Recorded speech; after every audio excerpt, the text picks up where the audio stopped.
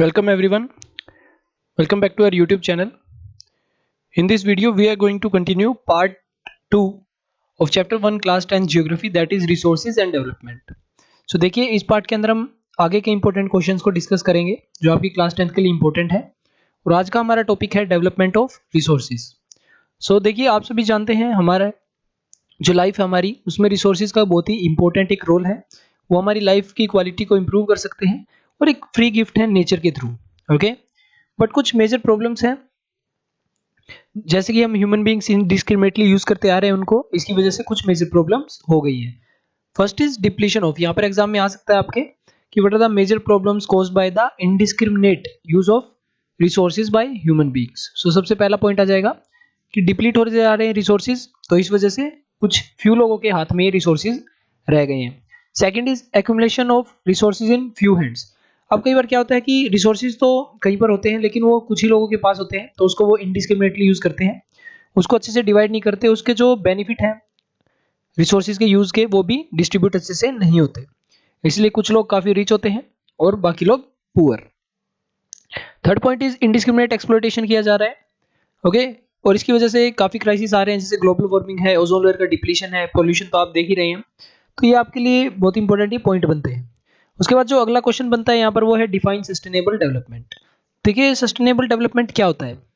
Sustainable economic development means इस type की development that should take place without damaging the environment, means without damaging environment, environment को नुकसान न पहुंचाते हुए डेवलपमेंट करना, एंड वो जो डेवलपमेंट है वो कॉम्प्रोमाइज ना करे फ्यूचर जनरेशन के साथ। इट मीन्स वो रिसोर्सेज हमारी फ्यूचर जनरेशन के यूज के लिए भी बच जाए, ऐसा ना हो कि हमने ही वो कंप्लीट रिसोर्सेज का यूज कर लिया। तो इसके लिए देखिए ये जब सस्टेनेबल डेवलपमेंट का आइडिया आया तो इसके लिए यहाँ पर एक मीटिंग होती है 1992 में, जिसको बोला जाएगा रियो de Janeiro earth summit, because ये कहाँ पर हुई थी? रियो डी जेनेरियो ब्राजील के अंदर ये हेल्ड हुई थी। तो इसके लिए भी एक इंपॉर्टेंट पॉइंट बनता है कि where did the Earth Summit held in 1992, that is in Rio de Janeiro Brazil. So इसमें देखिए क्या हुआ कि एक अर्जेंट प्रॉब्लम डिस्कस की गई कि एनवायरनमेंट को कैसे प्रोटेक्ट करें हम, और बहुत सारे लीडर्स यहाँ पर आए थे। And the Rio convention endorse the global forest principle and adopted, इन्होंने देखिए ग्लोबल फॉरेस्ट प्रिंसिपल्स को एंडोर्स किया और एक चीज अडोप्ट की जिसका नाम है आर्टिकल 21, जिसको हम नेक्स्ट पैराग्राफ में डिस्कस करेंगे। तो देखिए आर्टिकल 21 को इन्होंने अडोप्ट किया। 21 क्यों? बिकॉज 21st सेंचुरी आ रही थी। ओके, 1992 जो कि 20th सेंचुरी में था, उसके बाद 21st सेंचुरी आ रही थी, इसलिए इन्होंने इसका नाम आर्टिकल 21 रखा, एजेंडा 21, सॉरी यहाँ पर एजेंडा 21 आएगा, तो उन्हें देखिए इसका नाम एजेंडा 21 रखा था, एजेंडा 21। ओके, अभी देखिए एजेंडा 21 था क्या? ये बेसिकली एक डिक्लेरेशन था जो कि वहां पर जितने भी वर्ल्ड लीडर्स मौजूद थे 1992 की मीटिंग में, उन्होंने मिलकर साइन किया था उसको। At the UNCED, UNCED stands for United Nations Conference on Environment and Development। Okay, ये UNCED की मीटिंग थी जो 1992 में रियो डी जेनेरियो ब्राजील के अंदर हुई थी। तो इस एजेंडा 21 में डिस्कस क्या हुआ? देखिए इन्होंने कहा कि चलिए हम एनवायरनमेंट को डैमेज से बचाएंगे, पॉवर्टी को एलिवेट करेंगे, डिजीज वगैरह को हम दूर करेंगे दुनिया से, और इसके लिए हमें आपस में म्यूचुअल नीड्स और शेयर रिस्पॉन्सिबिलिटी लेनी पड़ेगी, बिकॉज एक देश का काम नहीं है पूरी दुनिया को इन चीजों से दूर रखना। Is that clear? आगे चलते हैं। देखिए अगला जो हमारा इंपॉर्टेंट पैराग्राफ है वो है रिसोर्स प्लानिंग, जो कि one of the most important बात होती है, बिकॉज हम यूज तो कर लेते हैं बट उसको प्लान करके यूज करने का अलग ही एक प्रॉफिट या फिर फायदा रहता है। ओके, अभी देखिए इंडिया जैसी कंट्री के लिए तो बहुत ज़्यादा इंपॉर्टेंट है प्लानिंग करना, बिकॉज हमारे यहाँ पर एक तो रिसोर्सेज हर जगह पे नहीं है अवेलेबल, और जहाँ पर अवेलेबल है वहाँ पर बहुत ही अधिक मात्रा में अवेलेबल है, जिससे एक इनडिस्क्रिमिनेट यूज होने का यहाँ पर मौका बना रहता है।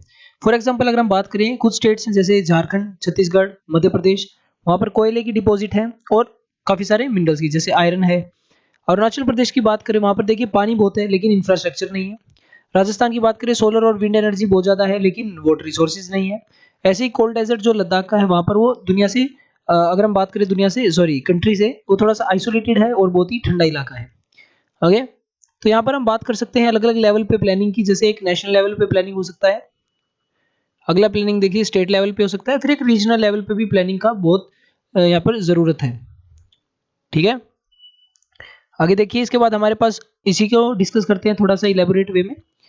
अगला जो हमारा टॉपिक है वो है रिसोर्स प्लानिंग इन इंडिया, कि इंडिया में प्लानिंग कैसे की जाती है। देखिए कुछ मेजर बातें होती हैं प्लानिंग को करने की।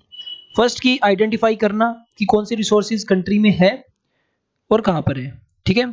उनको इसके अंदर क्या क्या इन्वॉल्व होता है, देखिए आइडेंटिफाई करने में पहले सर्वे किया जाएगा, मैपिंग हो सकता है, क्वालिटी क्वांटिटी ये सब कुछ हम चेक कर यहाँ पर कर सकते हैं। सेकंड इज की प्लानिंग स्ट्रक्चर को इवॉल्व करना कि हम कैसे इन रिसोर्सेज को डेवलपमेंट में यूज करेंगे with the help of technology, skill and institutional setup, कि इसके लिए क्या इंस्टीट्यूशन सेटअप करना पड़ेगा, क्या टेक्नोलॉजी लगेगी, स्किल कितनी लगेगी, इन सब का। लास्ट इज की उसको मैच करना नेशनल डेवलपमेंट प्लान के साथ। ऐसा ना हो कि हम उस रिसोर्स को यूज कर रहे हैं लेकिन हमारे देश की डेवलपमेंट नहीं हो रही है, इज दैट क्लियर। तो उसको हमें मैच भी करना पड़ेगा कि क्या हम कहीं उस पर गलत रुपए खर्च तो नहीं कर रहे हैं। तो ये सब एफर्ट देखिए हम इंडिया में लिए जा रहे हैं स्टार्टिंग से, बिल्कुल जो हमारा फर्स्ट 5 ईयर प्लान था तब से हमने एफर्ट ले रखे हैं।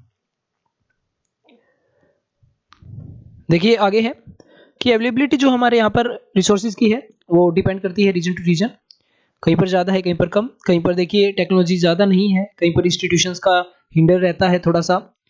कुछ जो राज्य हमारे इकोनॉमिकली बैकवर्ड रीजन्स हो जाते हैं, तो इन सब पर डिपेंड करता है हमारे रिसोर्सेज की प्लानिंग का।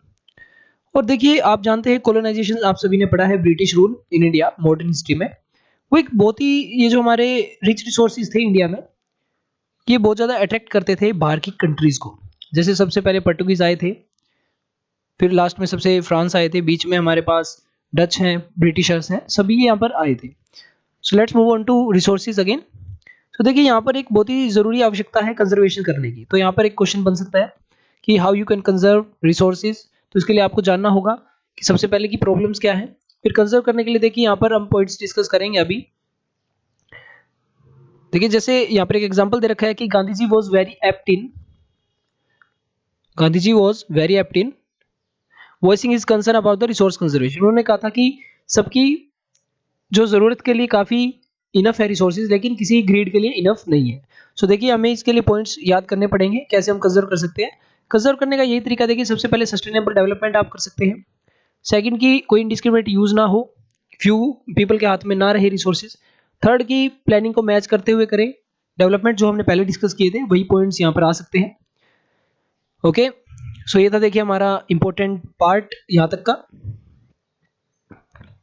आगे देखिए लास्ट पैराग्राफ हमारे पार्ट 2 का, that is at international level पे क्या आवाजें उठाई गई हैं रिसोर्स को कंजर्व करने के लिए।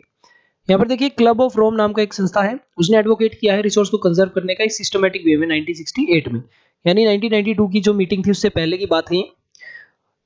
ऐसे ही 1974 में गांधी जी की फिलोसफी को दोबारा प्रेजेंट किया गया स्क्यूमेचर ने, उनकी जो बुक थी स्मॉल इज ब्यूटीफुल। तो क्वेश्चन आ सकता है that who wrote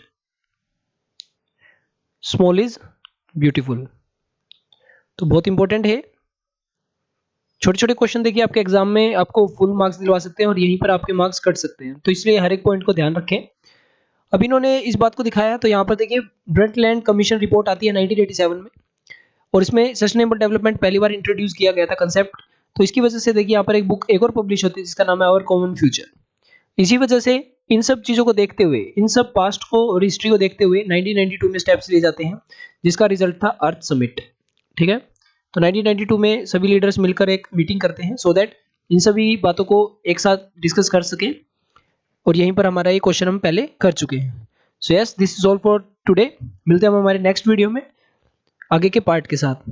till then like share and subscribe करें। So thank you everyone.